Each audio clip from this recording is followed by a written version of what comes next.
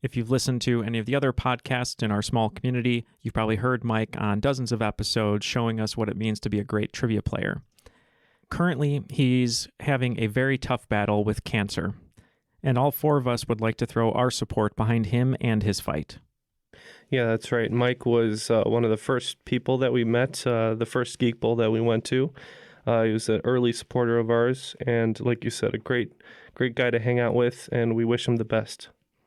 If you would like to join all four of us in supporting Mike, you can check out the show notes of today's episode for two separate links. The first link is going to be a Facebook page that his friend Cindy Wiggins-Comer started to keep an update on everything that is going on with his journey. And the second link is actually a PayPal address. If you know anyone who has had cancer or you yourself have dealt with it, you know that it is not only a fight on your body, but also monetarily. So if you would like to make a donation to help with some of the medical expenses, you can use that PayPal address and the money will go directly to Mike. We wish Mike the best, and we know he's going to put up one hell of a fight. Recorded in Chicago, Illinois, with your hosts, Ken, Matt, Neal, and Jeff. This is Triviality.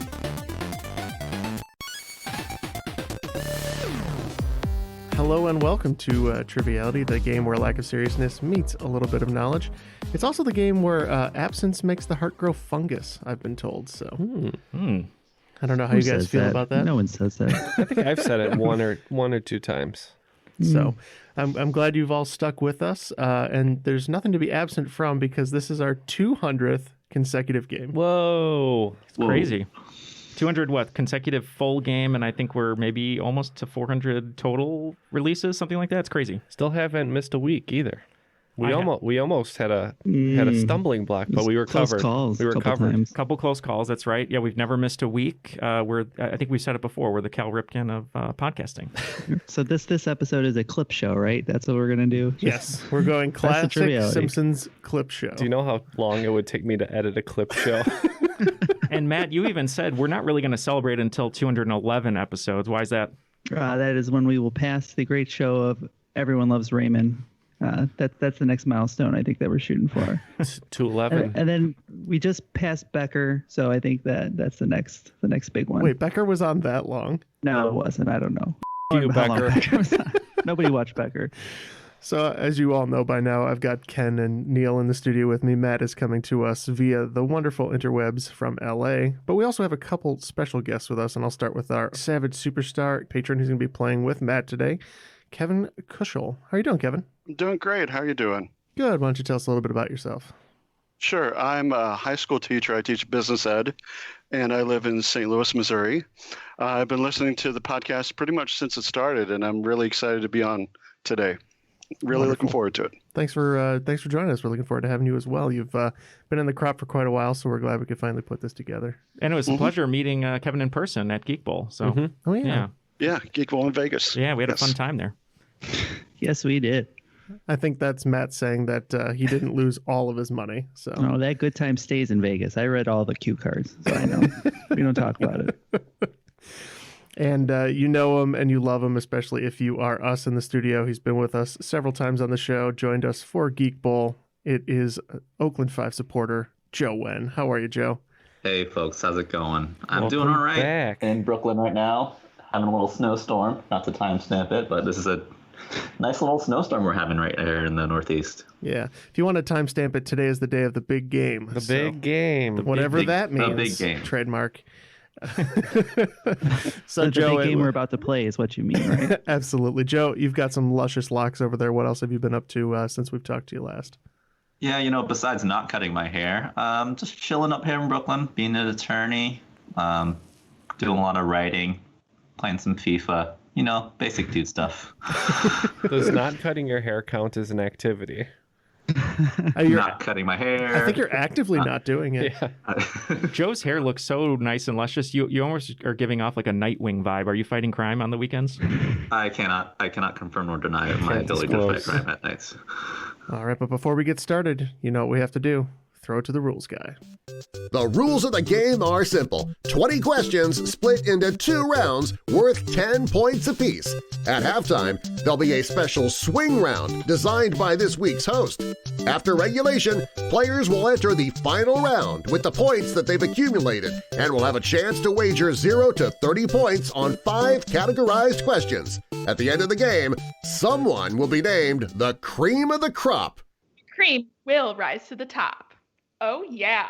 All right, let us begin. Matt and Kevin, what will your team name be?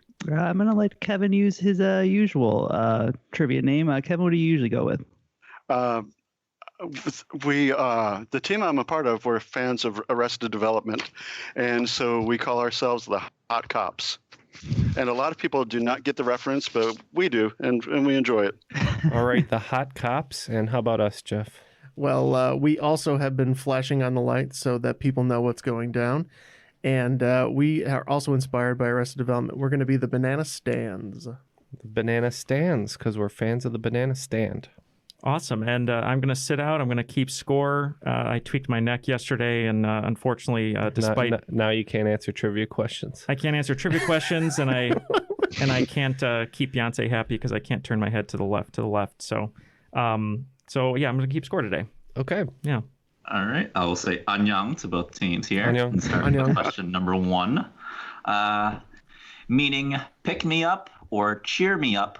What is the name of the coffee-flavored Italian dessert made of ladyfingers, eggs, sugar, and mascarpone cheese? Okay, the Hot Cops are locking in. So, I don't know. I'm thinking tiramisu is an obvious choice we could go for with the coffee. I don't think there's cheese in that.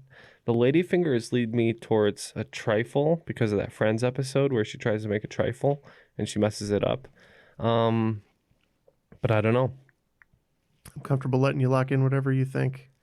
Let's try, I don't know any other Italian desserts, so let's try tiramisu. Locked in. All right. Well, I have been passing on my desserts lately. Apparently, I had no idea on this one. But Kevin, you had a kind of an inroad on this one. What did you think it was? I was also pretty sure that it was tiramisu because that has the ladyfingers, that has the espresso, so it just seemed to fit. So that's what we locked in. And points to both teams. It is exactly tiramisu. Well done, both teams. I didn't realize there was cheese in that. I was sitting here. I was like, oh, he's going to go the wrong way. Don't do it. Seems a little more delicate than to have a cheese, I thought. All right. No comments. All right. Next question is number 2. An abbreviation for Southwestern Townships. Soweto, that's Soweto. Soweto is a township of over 1 million people located in what nation? I believe that's also Madeline Kahn's favorite type of shoe. It's a stretch. If you know, you know. Okay, so I thought initially it sounded African. Kevin, you thought South Africa, you were saying? Yep. Yeah, I thought I heard it possibly in District 9 before, which took place in South Africa. So we said South Africa. Cool.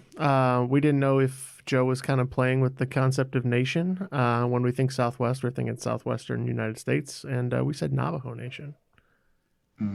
Not quite. Soweto is a township just outside, or maybe a part of now, Johannesburg in South Africa. Good job, guys. Nice job. Nice Good poll. get. All right, moving on to number 3. Actor John Hamm has been the voiceover actor for commercials for what luxury brand of automobiles that uses the slogan, the best or nothing? Oh, we can lock in. Ooh, that's Jeff's favorite commercial voiceover artist. Jeff knows his ham.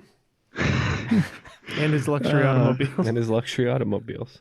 Yeah, St. Louis man, John Hamm. Yeah. So are you familiar with his work? I Taught imagine you are. Kimmy Schmidt. I'm very familiar with his work, but I do not know this one, unfortunately. What was the slogan one more time? The best or nothing. And I'll try to do my best John Hamm impression. The best or nothing. Okay, so Did that help? it might have actually. I Okay. think this might be BMW. Does that sound? Pretty much, I'll go with just about anything you suggest, because Okay. I really don't have an idea. Now, is John Hamm the guy who says, all right, all right, all right, I'm here in my Lincoln? Yeah, that is John Hamm. Yeah. Sometimes you Star get the of- two confused. Star of Mad Men. Yeah, if you want to go with BMW, that's a fine answer to me. Yeah, I'm just because I just it's wish. a British driving machine. I don't know if they'd have John Hamm, Midwest John Hamm. That's Yeah. okay though. We'll lock in with BMW anyway. BMW. BMW is German. I knew you were going to start with that. Just for the record, Matt. And I believe their slogan is the ultimate driving machine, but I believe the slogan of Mercedes-Benz is the best or nothing. It is Mercedes-Benz, the best or nothing. Well done. Now, Kevin. I drive a Kia, so what do I know? Now, Kevin, so John Hamm was a teacher in the St. Louis area and became a mega star. So what TV show would you like to star on? Because you're due now, I would think, in a couple of years. Yeah, I don't know. I've been teaching for about 25 years, so Any day now. yeah, exactly. I don't Start know. of Breaking Bad, isn't it? I think that's next. Yeah. One fact related to that is he was Ellie Kemper's drama teacher in high school. Yeah. So, yeah, it's a whole weird St. Louis thing. But I don't know. That's a good question. Well, John Hamm, if you're listening, Kevin needs a part in your next project. I'm sure he's listening. Sure. Of course he's listening. Question number 4 in this round. Actresses Shannon Doherty, Lisanne Falk, and Kim Walker all played characters with what first name in a 1988 movie directed by Michael Lehman? Okay, this one took me a second, but I think we're locked in. Okay. Kevin, do you think it's Heathers? Yes, These are the Heathers? definitely. Yeah. Okay, we're locking in with Heathers. Yeah, I just had to think about a movie that's about people with the same name, so we said Heathers. Nice shout out to both teams. The answer is Heathers. They played the Heathers in Heathers. That is a weird movie. Yeah, it is. It's definitely darker, I think, than people realize when they start it. Yeah. 'Cause I think Christian Slater also played Heather in that, right? Yeah. he did. Yes. He did. And Who's Winona Ryder was Heather.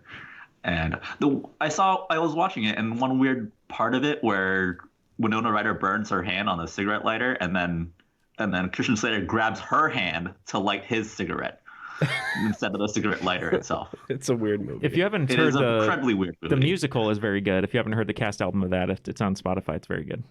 Wow, I did not know that. All right, cool. I may check it out. All right, let's go to question number 5.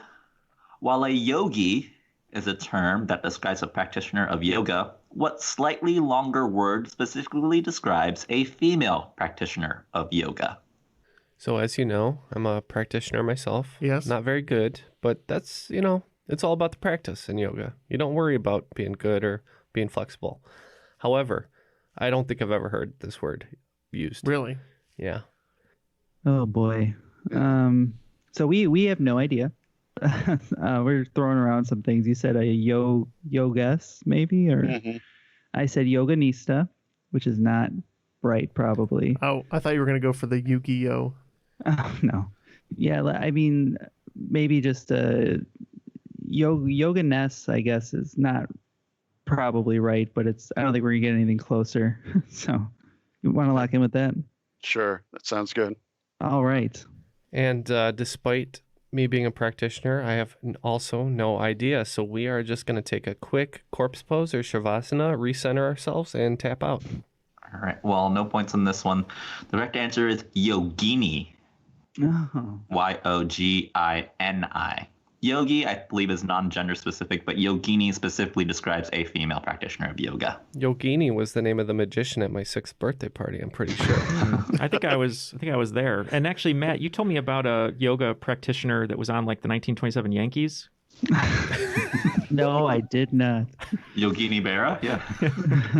He's from St. Louis as well. There you go, the St. Louis Yogi connection. Yep. And after 5 questions, looks like we need a score update, but everything's tied. So it's 30-30. So things are just moving right along here. Awesome. All right, question number 6 in this round. Tyga, Coolio, and Kendrick Lamar are among several notable rappers born in what city situated just south of downtown Los Angeles? I believe when Kendrick's first album came out, it was a big deal because it was kind of like the first big rapper to come back from this area of Compton, which is where a lot of the 90s rappers were from. So we locked in with Compton. Yeah, channeling Tupac and California Love, we thought about the city of Compton. So that's what we locked in with. Points to both teams. Yeah, those were all Compton rappers. A couple other rappers, like you mentioned, The Game is from Compton. Vince Staples from Compton. More famous is Ice Cube and Dr. Dre, straight out of Compton, California. And most famous of all, Compton Lady, sing this song, doo-dah. Yes, Stephen Foster, noted Compton rapper. What a banger. Add a little beat under that, you got solid gold. Yep. Something I discovered while researching this, Tyga himself is half Vietnamese. His mother's Vietnamese. His last name is Nguyen, which might be the most famous Vietnamese rapper out there. And he got his name Tyga because of his mom called him Tiger Woods because he's half black, half Asian. Oh, wow. Oh, wow. Yep. Number 7. The 1973 romance novel Going Home was the first published novel of what author who would go on to write over 100 more novels? 1973. The 1973 romance novel Going Home was the first published novel of what author who would go on to write over 100 more novels? So should we go with that one romance author that we know? Yeah. Okay. We're locked in. I know that Danielle Steele writes romance, and she's written a ton of books. Mm-hmm. I don't know if she started in 73, but that's like the best guess that I can think of. Yeah, well, that's better than my guess of Nicholas Sparks, who was probably not around at the time. So we'll say Danielle Steele. Sounds good. And we're not here to judge anybody and their age, so we're saying Nicholas Sparks. The correct answer is Danielle Steele. All right. Yep. Probably the most prolific romance novelist in modern history. Did you know? Yeah. Oh. That's okay. That's what I thought you were going to go with, but that's fine. Question number 8. In the popular online game Among Us, players are given one of 2 roles: crewmates, and what other role whose goal is to anonymously sabotage and or kill the crewmates? We are locked in. Mm-hmm. You know this one, Kevin? I'm a high school teacher. My students love it. I've watched videos about it, and I'm blanking on it. Oh, that's okay. I believe that this is Imposter, so Yes. we are locked in with Imposter. That is definitely it. Yes, anytime I get praise for anything I'm doing in my life, I often feel like an imposter. So we know that this is Imposter.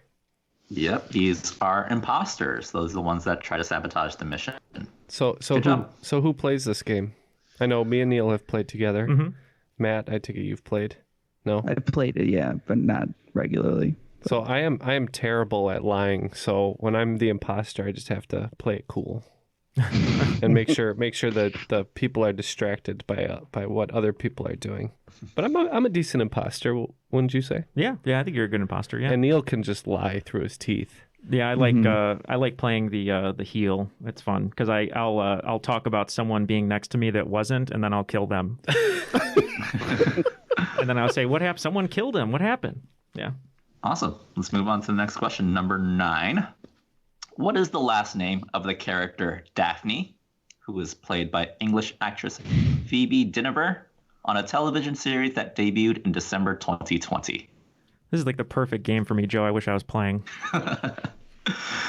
Okay, we don't know what you're talking about, Joe, but we have a good guess as to a popular show.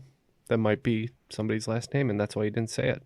Okay, so whenever there's a big new Netflix show, it's usually on the billboard that I drive past on my way to work in the morning. And the ones that popped up around December were all for Bridgerton. Do you think that's possibly the last name of the character? That's what I was thinking. I don't know anything about it. I know it's been very popular, and so I'm not sure, but I have a feeling that's the show he's talking about, and that's really our only logical guess. So might as well go for it. Yep, locked in with Bridgerton. Yep, we also guessed Bridgerton. And the correct answer is Bridgerton. Well done to both teams. Nice. According to Netflix, it has been streamed into 82 million households, which makes it the most streamed show on Netflix. Yeah, my first Wow. exposure to Bridgerton was when My mom asked me to sell her 35-year-old wedding dress on Facebook, so I said, well, I'll try. Somebody direct messaged me about it saying, oh, it's so beautiful. It looks just like a dress on Bridgerton. And I didn't know what that was. I said, well, you want to buy it? And they said, no. Like, why did you direct message me then? It was a wild story. And somebody else said, oh, is this dress still available? And I said, yes. And I said, do you want to come check it out? And they said, no. I was like, I'm taking this dress off of Facebook. I've had it. Here's a funny story about the validity of the quote, revenge, a massive success is the best revenge. So the show is a Shonda Rhimes show. Mm-hmm. She had a massive deal with ABC, and she was their number one showrunner, creator, Grey's Anatomy, all that stuff. Little show called Grey's Anatomy. And a Scandal, a bunch of other ones. And her and her family wanted to pass to Disneyland, and they said, well, we only give employees of Disney 2 passes. And she said, well, the nanny wants one. Can we have one? She's the biggest star they have on their on their role. And they said no. And so she said, okay. And then she left, went to Netflix, and made the biggest show on Netflix. So that's what they get. There you go. All over a pass to Disneyland. That's it. $200. There you go. All right. Final question of the round, number 10. What psychological term takes its name from the title of a 1938 play by British dramatist Patrick Hamilton? In it, Jack attempts to convince her wife Bella that she is going insane when she suspects her husband of wrongdoing. I think the term is gaslighting.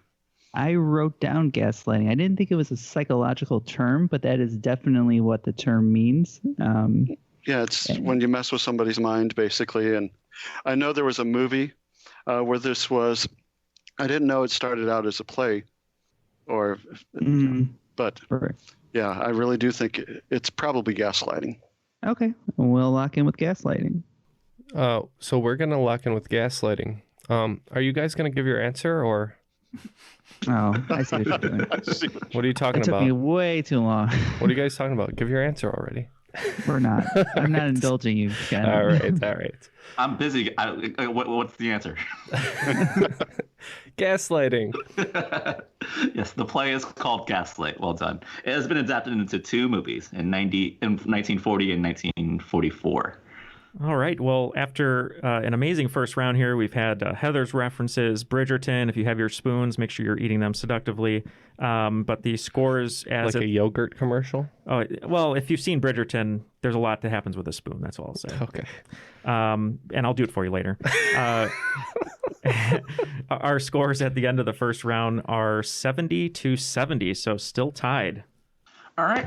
My swing round today is all about Saturday Night Live and recurring characters. So what I'm going to do is I'm going to give you the name of a character and the year in which they first came to debut. And you'll have to name the performer that performs that character. Bobby Moynihan. That is a fun game to do people voices of things on the show. In the Don Pardo voice that wouldn't be on the show, like a ham sandwich. All right, let's do number one. Leon Phelps, the ladies' man, debuted in 1997. Number 2 is Debbie Downer, debuted in 2004. That would be Jeff. Yep. Number 3, Drunk Uncle, debuted in 2011. Number 4, Nick Burns, your company's computer guy, in 1999. You're welcome. Mm-hmm. Number 5, Father Guido Sarducci in 1978. Number 6, Ed Grimley in 1984. Number 7, the girl you wish you hadn't started a conversation with at a party in 2012. Number 8, Mango, 1997. Number 9, Pat from 1990. And number 10, Unfrozen Caveman Lawyer, 1991. Oh, yeah. All right, as the two teams are going over these questions, we're going to be like Molly Shannon and a guest Dyer on their radio show, although we're not going to be talking about that suggestive food item. We're going to talk about Patreon. We're super excited to have so many of you supporting our show. It is the lifeblood of our show, obviously, and it helps us continue to grow. And we have 2 Patreon supporters here with us at the Savage Superstar level and the Oakland 5 level. But Jeff, what are some of the things that people can expect if they start supporting the show on Patreon? Bonus episodes, posters, swag. There's plenty of things out there at all of our levels, ways to connect with us and things that we can give back to you as just a little bit of a token of our appreciation for all that you do for us. So that's right. And we're on our road to 500 patrons. We're nearing that hopefully this year of 2021. So if you can help us out, you can go to patreon.com/Triviality Podcast and support our show. And we'll be right back. And we are back with our answers. So, Joe, if we could get the characters and yours one more time, we'll see how we do. You got it. First one was Leon Phelps, the Ladies' Man, 1997. And we're a big fan of Leon Phelps and the work of Tim Meadows. We went with Tim Meadows on this one as well. Yep, that is the correct answer. Tim Meadows. He had his own movie, The Ladies' Man. Well done. With his glass of Cavatier. And it wasn't the worst one of the SNL movies. No, we'll get to that one. We'll get to that one eventually. Number 9. Number 2, Debbie Downer, 2004. That would be Rachel Dratch. Ken, I don't know if you know, but feline AIDS is the #1 killer among domestic cats. Wow. And we also said Rachel Dratch. That's correct, Rachel Dratch. Number 3, Drunk Uncle, 2011. Bobby Moynihan. We also went with Bobby Moynihan. It is Bobby Moynihan. Well done. One of my favorite characters. It's really fun. Number 4, I think this is a tough one. Nick Burns, Your Company's Computer Guy, 1999. I think this is a guy most famous, of course, for being Justin Timberlake's best friend. This is Jimmy Fallon. Yeah, we were kind of confused on this one at first. I thought I could picture it, and then eventually it just kind of clicked and said Jimmy Fallon. He'll fix your computer, and then he's gonna make fun of you. He's Nick Burns, Your Company's Computer Guy. You're welcome. That's Jimmy Fallon. Well done. That's basically your brother, right? Yeah, exactly. That's true. That's a good reference. You know what's funny? I wouldn't have gotten it if you didn't say you're welcome when we went into that, because then it clicked in my head. I heard it. Mm-hmm. One of the ones I had proposed here was Fernando Lamas, but which I wouldn't know instinctively. But if you said "you look marvelous" as his catchphrase, then it kind of clicks in. That's one of those characters like, oh, you know who it is, but not the name. I'd love to see him in a sketch with Rob Schneider's office guy, like, Ted ding dong, fixing the copier. Bye-bye. Yeah. All right, number 5. Father Guido Sarducci from 1978. We were just playing the year here, and we figured this might be a Dan Aykroyd character. For this one, it helped because I am 49. I'm almost 50, so it helped to be a little bit older on this one. It's a guy named Don Novello. Yep, it is a guy named Don Novello, Father Guido Sarducci. Number 6, Ed Grimley, 1984. Again, a character that we don't know, and we picked Eddie Murphy. I didn't know this one, but Kevin was pretty sure this was Martin Short. Yeah, Martin Short, distinctive cowlick, suspenders, plaid shirt. Yeah, Martin Short. Oh, I can picture that now. Yeah. Probably maybe the most talented cast member that was never on an extended period of time, because he was on a very short period of time. Number 7, The Girl You Wish You Hadn't Started a Conversation With at a Party, 2012. We kicked around Cecily Strong, but we figured that might be just a touch too early for her, so we said Kristen Wiig. We didn't know this one, so we also said Kristen Wiig just because she was on then and she played so many different characters. You should have followed your instinct with Cecily Strong. Still on the cast too. Yeah, she's been on for a long time, and she was on Weekend Up. She was a co-host on Weekend Update too before she stepped away and started just doing sketches. Number 8, Mango, 1997. Yeah, this was not one of the hardest ones. No, so we said Chris Kattan. We also said Chris Kattan. Yep. Don't touch the mango. It's Chris Kattan. What a weird sketch that was. It is really weird, yeah. One of my favorite things that he's ever done, even though it's not on SNL, is Corky Romano when he's the Corky Girl Scout. Romano, Like, yeah. you guys want some cookies? It's so stupid, but I say that all the time to people, and they're like, "What are you talking about?" It's like, oh, the massive success, Corky Romano. All right. Number 9, Pat from 1990. Yeah, we just could not pull this name. We kind of, like I said, discussing with Jeff, I've heard interviews with this comedic actress and just could not pull it. So we said Lucky Johnson. For this one, and I think this was her main character. Pat was played by Julia Sweeney. Yeah, Pat was played by Julia Sweeney. Well done. Nice one. Nice pull. And number 10, Unfrozen Caveman Lawyer, 1991. One of my absolute favorite SNL cast members of all time. We said Phil Hartman. Yeah, I would argue the best cast member, Phil Hartman. Yep, just simple caveman lawyer who went to University of Miami Law School. That's Phil Hartman.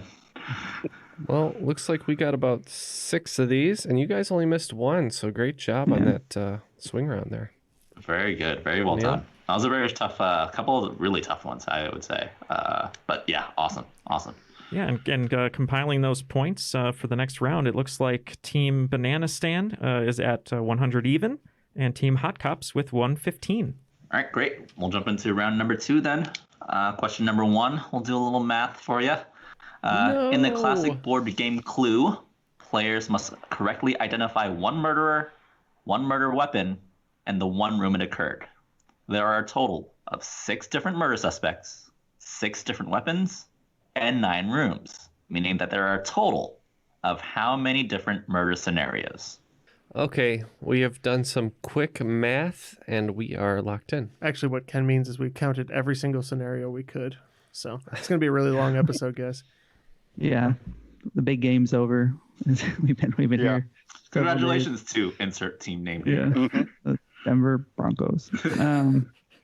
Definitely not them. Atlanta Falcons. I feel good with just multiplying them and getting with 324. How does that sound? Sounds good. So that's what we locked in with. Yeah, we figured if any of the 6 could be murdered by any of the 6 weapons or be the murderer with any of the 6 weapons and any of the rooms, we just multiplied them all together for 324. All you gotta do is multiply them together to get 324. Well done to both teams. Nice. We tried to overthink that one so bad. Mm-hmm. Me too. I have a But I question. didn't let you. I have a question for the group. I love that there's so many Clue versions of different, TV shows. Or we played a Downton Abbey one with my mom recently, and I'm just curious. We'll pose this to Joe and Kevin. If there was a Triviality Clue, what would our weapons be? Ooh, a coffee cup. Mm-hmm. Okay, Accurate. For Neal, because he likes coffee. Good. Yeah. Mm-hmm. Makes sense. Let's see. Should be something Originals. Let's see. wrestling related. A chair. An old Steel chair. Steel chair. Yeah, steel chair. An old Michael Jordan jersey as a strangulation temp rope. Some Bottle of Malort that you have to drink. Malort, obviously. Poison bite, yeah. A screenplay of E.T. I was gonna say a bucket of Tiger Balm. Drowned in a bucket of Tiger Balm. Bludgeoned with the mic. Yeah. A can of Dutch Boy paint. There you go. Those are Oh yeah, there you go. great ideas. So if you're listening, Parker Brothers, We could do this. yeah, just make it. This is a good merchandising opportunity for We y'all. need 2 more characters, though. Well, I was to say, Oh. Dutch Boy and Rules Guy could be our characters. Oh yeah. There you go. The only problem is that the rooms in this mansion, there's just only one So room. It's the sweat who's lodge. the victim then? Oh, yeah, that's right. Someone. Still Mr. Body. It should just be the listener because they have to listen to our show every week. Yeah. They're the victim. Murdered by content in their own home.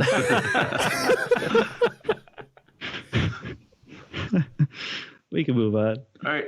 Number 2 in this round. RB Leipzig in Germany, FC Salzburg in Austria, and a club in Major League Soccer are some of the soccer teams that are owned by what beverage company? All right. We are going to lock in with a guess. Oh, well, I think that Red Bull owns the New York Red Bulls, which would make sense. And I think that they would own soccer teams in Europe too then, right? Yeah, that was the only thing that I was thinking of. I knew about the Red Bulls, but I couldn't think of anything else that was logical. Yeah, so I think we can lock in with that. It's a pretty good guess. So we're going to say, and hope this question gives us wings, we'll say Red Bulls. Yes, indeed. Originally, I was thinking an alcoholic beverage, but it makes more sense to use a mixer. So we said Red Bull. The correct answer is Red Bull. Yeah, you got it. The Major League Soccer team is the New York Red Bulls. Salzburg, FC Salzburg is especially known as FC Red Bull Salzburg. And although RB is unofficially stands for Red Bull, it can't be because in Germany, you're not allowed to have corporate sponsors in your team names. So they just go to RB, and they made up the very clumsy word, Rasenball Sport, which means lawn ball sport to stand for RB, but you know what it means. All right, question number 3. Squids, octopi, and cuttlefish are mollusks that belong to what class of animals, which takes its name from the Greek words for head and feet? We are locked in. I'm pretty sure those are cephalopods. Okay. You are, you know more than I do. I always get confused with what class and kingdom and phylum all actually mean, and I should learn that one day, but we'll lock in with cephalopods. We too said cephalopods. Yep, meaning head and feet. These are cephalopods. Cephalopoda is the class. Well done. All right, question number 4. Galileo Galilei Airport is an international airport located in what city? The place of Galileo's birth and some of his notable experiments. All right, we are locked in. We have determined that he's probably Italian. So now we're deciding between Rome and Venice. And what do you say, Venice? Yeah, let's go with Venice. Okay, we're locked in. All right, we kind of ruled out Rome and Venice, and we were thinking about Florence, but then we thought about somebody doing experiments in the Leaning Tower, so we said Pisa. You got it spot on. Leaning Tower of Pisa. That's where it was from. Did a lot of experiments. Pisa. That's the correct answer. Well done. Ooh. Feel good about that one. Yeah, we thought Da Vinci was the airport in Rome, I think. But I believe he was the first person ever to do the photograph where he puts his arm up and it looks like he's holding the Leaning Tower of Pisa. that's what he's best known for. That's what he's known for, yeah. And the third guy to lie down to pretend it's an erection. 2 other guys did it before him, so yeah. It is what it is. Can't do it all. Number 5. Vladimir Tenev is the co-founder and CEO of what app, which was founded in 2013, but skyrocketed as the #1 free app in the App Store in late January 2021. All right, so me and Jeff are recalling a story where Elon Musk mentioned a app that he likes to use for messaging. So we think that's called Signal. Okay. We went a different route. I think we're going to put a big short on your answer. I think this has to do with the stocks. I think this was Robinhood. So we're locking with Robinhood. Yeah, Vladimir Tenev was the co-founder and CEO of Robinhood. Well done. Nice pull. So it surged in downloads? It did. Right when the #1 GameStop app thing in the App happened? Store. Yeah. Well, basically, if you download it, you get 1 free stock. That was its whole gimmick. So everybody was downloading it to get their 1 stock of GameStop, and then obviously they put a hold decided, on no, it, you can't do that, and then Boo. things got a little crazy. Yep. Things were crazy, but well done. After 5 questions of the second round, things are still tied up, both picking up 40 points. So the Banana Stands with 140 and Hot Cops with 155. Some would call that tied up, Nice. and some would call that me and Jeff losing. But Well, I'm trying to keep the excitement up. You know. I'm excited. Yeah. Well, you, Don't. no, it's just a model of a Leaning Tower of Pisa. That's it. Is that a model of Leaning Tower of Pisa, or are you just happy to see me? All right. Question number 6. In the movie Back to the Future Part 2, Biff first becomes a millionaire on his 21st birthday by gambling on what type of sporting event? We're getting a lot of Back to the Future questions recently, just by coincidence. Are we? Wow, I didn't realize. But- I just rewatched it, seeing how crazy it was. Yeah, I think Yeah, it's it's because we nuts. all want to time travel a little bit right we now. do. Yeah. But luckily, I'm a fan of these movies, and I think we can lock in. Okay, so we're thinking back to the movies. Kevin, you said you've seen the first one, right? I've seen the first one. A bunch of times. I haven't seen the second one in a long time. Okay, So this was all you. Yeah, so I was thinking about the montage of, the time passing and him becoming the millionaire. And I do remember him holding up a check, and I thought it was at a horse racing event, just because also that would be something where he can go and bet legally, wouldn't have to go to Vegas to like go to a sports book. So that made sense to me. So we locked in with horse racing. Originally, I was thinking about the scene where he's in the car listening to the game, and Jeff said that was a college football. Yeah, I think it was But the UCLA football game. He saved me because he said that wasn't actually what he bet on. Right. So if I remember the scene from 2 correctly, he's at the bottom of Marty's at the bottom of Biff Tower, and it's like Biff starts with the legacy of Buford Mad Dog Tannen or whatever, and then they move on to how he eventually placed a bet on a horse race and married his sweetheart or whatever. But we said horse race. Yep, that's the correct answer. Horse racing. Well done, both teams. When are we getting that Pizza Hut thing that you put the little pizza in and it makes it full size? Oh, the pizza hydrator. I That's want all- one. Mhm. That's all I care about. If I could turn all of my pizza bagels into full size pizzas, I would be thrilled.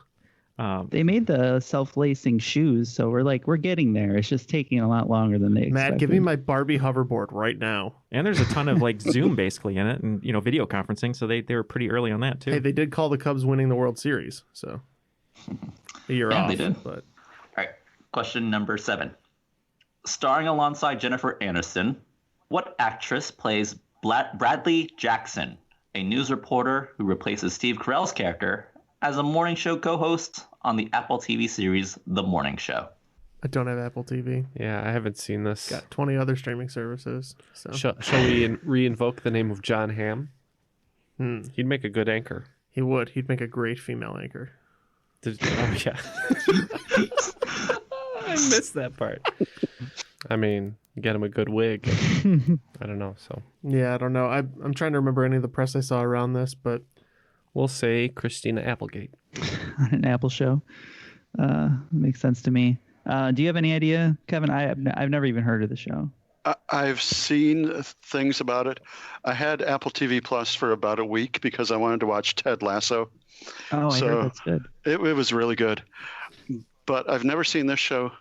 However, I think Reese Witherspoon is on it, and she has top billing along with Jennifer Aniston. All So right. that would be my guess.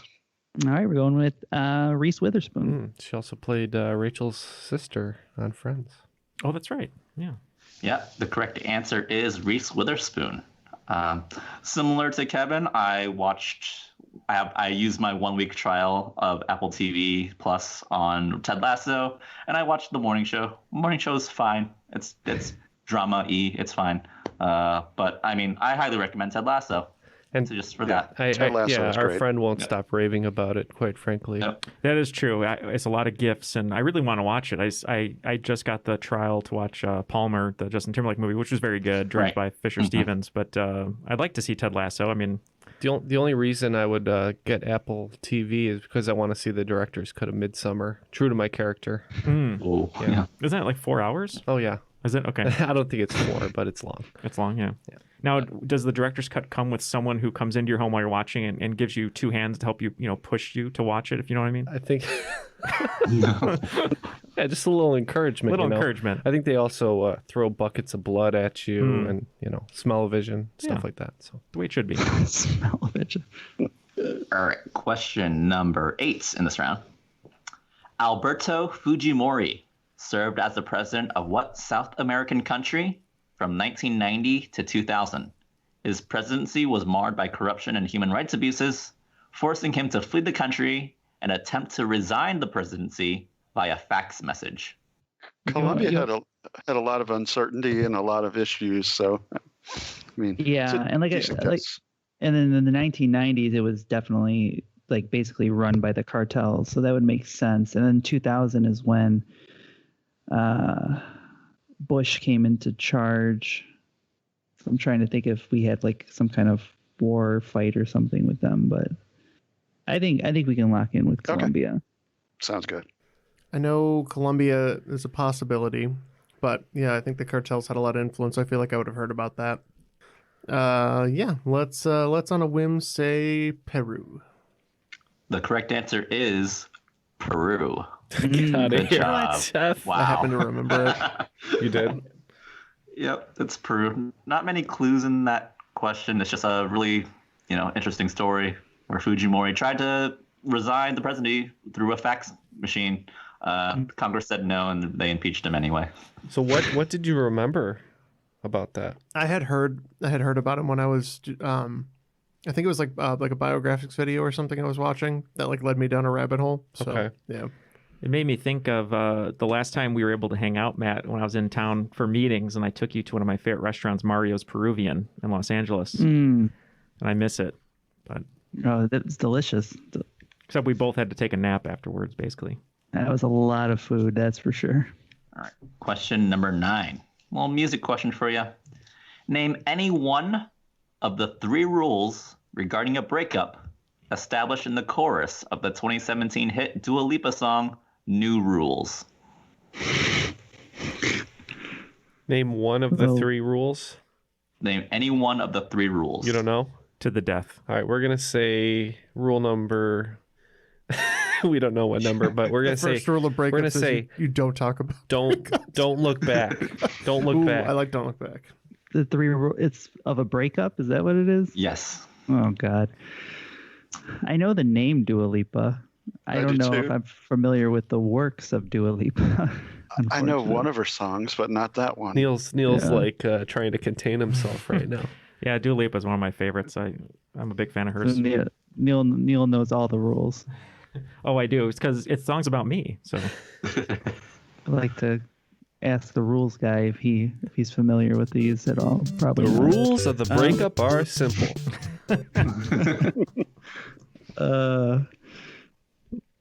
Let's see. Do you have any insight into this? What are some rules when you have a breakup? I can't delete her Snapchat.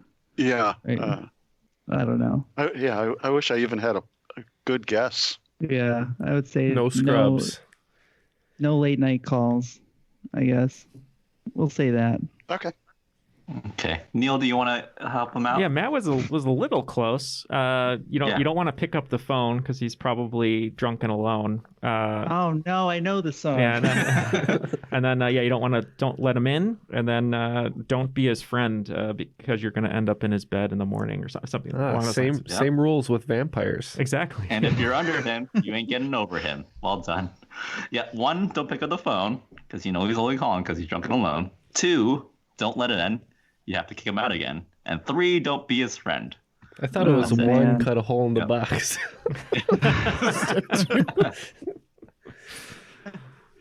That's the way you do it. That's the new rules. Oh man, that's a good song. Yeah. Now that I hear it in my head, yeah. Yeah. Now I recognize it. All right. And question number 10. Last one in the round. Released in 2019, The Testaments is the sequel novel to what 1985 dystopian novel? I know this one. 2019, 1985 was the original. Mm-hmm. Dystopian. Is this with the sandworms? Dune. Dune. Yeah, that's what I was thinking. Because I know that the movie was around that time. Yeah, and then it would make sense that maybe they wanted to capitalize on it. Mm-hmm. Unless there's no, there wouldn't be a Mad Max. I don't think that's based off a novel. I think Dune's a good answer. Graphic novel, maybe. But Yeah, we can lock in with Dune. Well, Yep. interestingly enough, I was doing a lot of research about Dune recently because I was thinking about reading it, and I was like, how many of these books do I need to really read if I'm going to read it? And sequels are coming out all the time. They're written by the original author's son. But it's not Dune. It's Handmaid's Tale.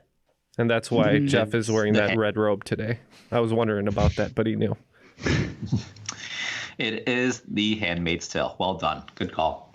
Wow. Well, I've been pretty excited here in the corner. We can see that. Yes. And the scores are so close. It's just really making me anxious about the final round here. But the final scores going into the final round, That's finally it. So excited.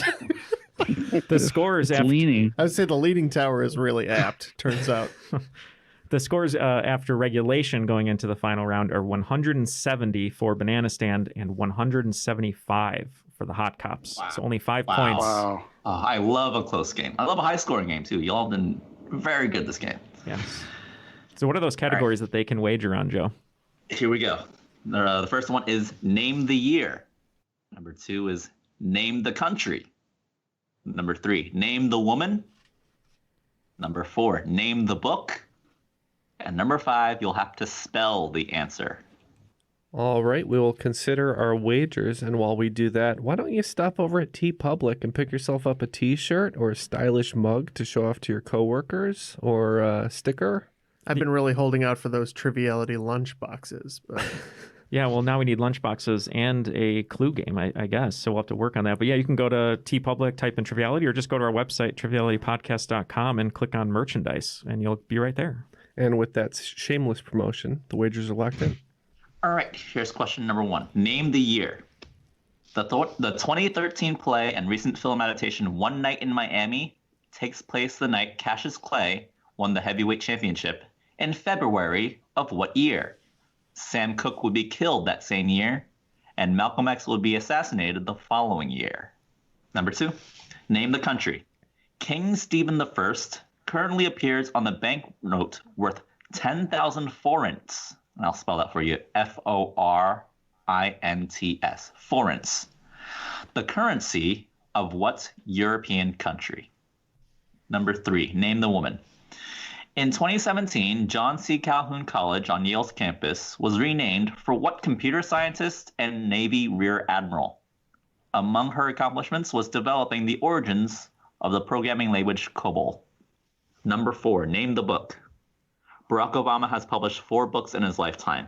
Dreams from My Father in 1995, The Audacity of Hope in 2006, Of Thee I Sing, a children's book from 2010, and What's Memoir, released in 2020, with a title that he states reflects his hopes for America. And number 5, spell the answer. The winning word at the 1937 Scripps National Spelling Bee is the same as the name of a 2006 U.S. #1 hit for 6 weeks on the Billboard Hot 100. Spell this word, defined as having or characterized by many transient sexual relationships. Okay, we have heard the questions, and we will work on the answers. We'll be right back.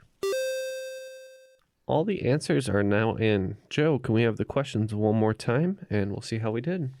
You got it. Here goes. Question number 1, name the year. The 2013 play and recent film adaptation One Night in Miami takes place the night Cassius Clay won the heavyweight championship in February of what year? Sam Cooke would be killed that same year, and Malcolm X would be assassinated the following year. All right, we bet a big 0 on this one because we're not good at year guessing, but we took a guess and we said...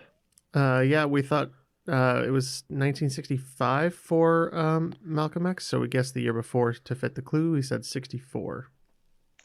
We wagered 30, and I thought that Cassius Clay had at the time had won the title a little bit earlier, so we said 62. The correct answer is 1964. Yeah. I only knew that because I knew when Malcolm X was killed. Right. I highly recommend watching the movie on Amazon Prime. It's a great account, a fictionalized account, but it's a great great film overall. Absolutely. We have recommendations for all the streaming services today. Yeah, apparently. we're touching them all. We'll get some Tubi and some Pluto TV eventually. Reruns of Matlock on Pluto TV. Number 2, name the country. King Stephen I currently appears on the banknote worth 10,000 forints. The currency of what European country? All right, wagering 15 on this one. We mostly just had to do process of elimination and then take a guess, and we said Norway. Norway. Yeah, we were also looking at Nordic countries. We wagered 20 on this one, and I just couldn't place it, and we just went with the old standby Luxembourg. King Stephen I from the year 1000 BC was the first king of Hungary. Hungary uses the forint. Ooh, this is not going well for us. No. Number 3, name the woman. In 2017, John C. Calhoun College on Yale's campus was renamed for what computer scientist and Navy Rear Admiral, among her accomplishments, was developing the origins of the programming language COBOL. All right. Well, we took a wager of 15 on this, and we didn't know for sure. So as we've been doing the rest of this game, we went for Johnson, hoping that might provide us a little bit of luck. Give us Lucky Johnson. For this one, we wagered 30 points, and once I heard the question, I wish we could have wagered even more. I'm a business ed teacher, and I used to teach computer-related things, and so I'm pretty sure the answer is Grace Hopper. It is, in fact, Grace Hopper. Nice job. Number 4, name the book. Barack Obama has published 4 books in his lifetime, including what 2020 memoir with a title that states he states reflects his hopes for America. Again, we wagered a conservative 15, which made me think that maybe the name of the book was The Audacity of Our Bet on this question. But we just went with Forward because we don't know it. So we wagered 10 on this one, and this is one that I think that I saw at a Target recently on one of their book stands or whatever. I think it's called A Promised Land. It is called A Promised Land. Good well poll, done. Matt. Nice poll. All right. Final question. Spelling. The 1937 Scripps National Spelling Bee winning word is the same as the 2006 U.S. #1 hit for 6 weeks on the Billboard Hot 100. Spell this word, defined as having or characterized by many transient sexual relationships. Once again, we bet 0 here. Not good at spelling, and we knew that, so I just forced Jeff to spell it. Yeah, we think the word in question comes from a Nelly Furtado song, Promiscuous Girl. So we said promiscuous, Promiscuous.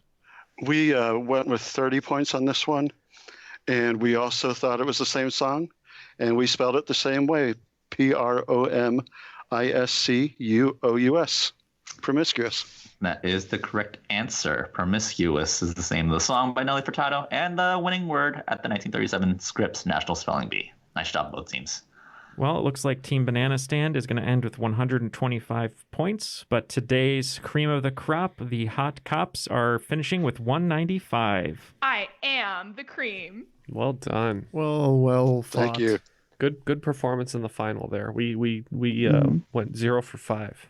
Yeah, that Grace Hopper poll, I was not getting there. So great job, Kevin. Thanks. Yeah, it was right within my wheelhouse on that one. Joe, that was a fabulous game. A lot of fun on this one. We got a lot of questions right, but it just wasn't enough for us. Yeah, well, absolutely, guys. It's been an absolute pleasure seeing y'all again. Hope to see y'all sometime in the future when everything's somewhat close to normal. I'm missing Geek Bowl. I'm missing the community, but I'm glad to have spent this afternoon with y'all. Indeed. And Kevin, thank you for joining us. Great performance today. Thanks so much. This was a lot of fun, and I've been listening to you guys forever, and it is a great podcast that you guys do every week. Thanks so much. Thank you, Kevin. Yep. So with that, on behalf of Kevin, Joe, my co-hosts, Ken, Matt, Neal, I'm Jeff. That's the correct order, I think. That was Triviality.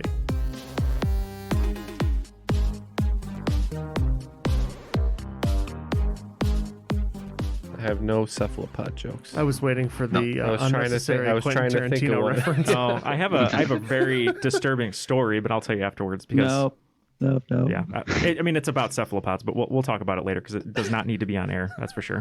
I can't imagine.